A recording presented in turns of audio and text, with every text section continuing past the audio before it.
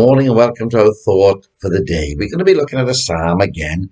Psalm 141, please, and it's verse 3 and 4. Let me just read what it says. It says, Set a watch, O Lord, before my mouth. Keep the door of my lips. Incline not my heart to any evil thing, to practice wicked works with men that work iniquity.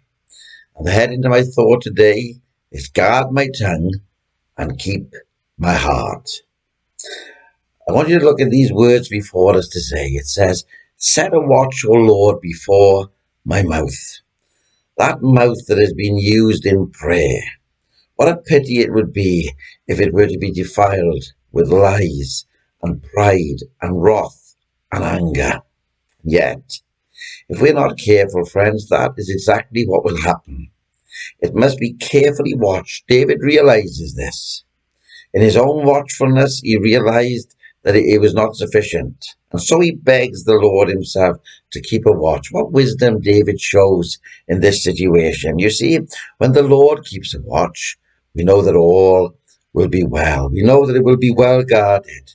We read in James chapter 3 and verse 5 that the tongue is a little member and boasteth great things. It goes on to say that the tongue is a fire, a world of iniquity. It defileth the whole body, and it is set on fire of hell, and no man can rule it.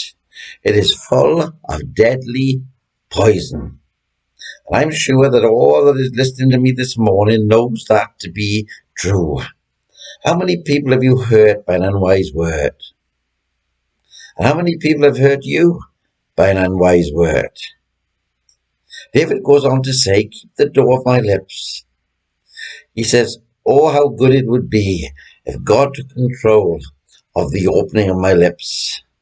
What trouble we would be saved from, and what hurt others would be saved from if God took control of our mouth. He speaks about his mouth, he speaks about his lips, and now he speaks about his heart. And he says, incline not my heart to any evil. In other words, he is saying, lead me not into temptation. Here the psalmist knows that he who rules the heart is the Lord of the man. But if the tongue and the heart is under God's care, then all is safe. Let us forever pray that God will rule our hearts, and that we will never desire to take over the rule for ourselves. So if we did, within a very short time, we will decline into all sorts of wrong. It goes on to say, to practice wicked works with men that work iniquity. God grant that we never desire to work wickedness with the wicked. For unless the fountain of life is kept pure, the streams of life will soon be polluted. Be careful whose company you keep, for the company of the wicked will drag you down to destruction.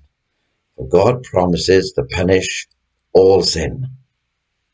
And the thought of grieving our Saviour should bring each and every one of us to our very knees. Let us also remember, friends, that if we do not share in the wickedness of men, then we will not share in the judgment of wicked men. Oh, God, keep us, guard us, and guide us. God, help us to speak the words of God that will encourage and uplift. God bless you, and look forward to speaking with you again tomorrow morning.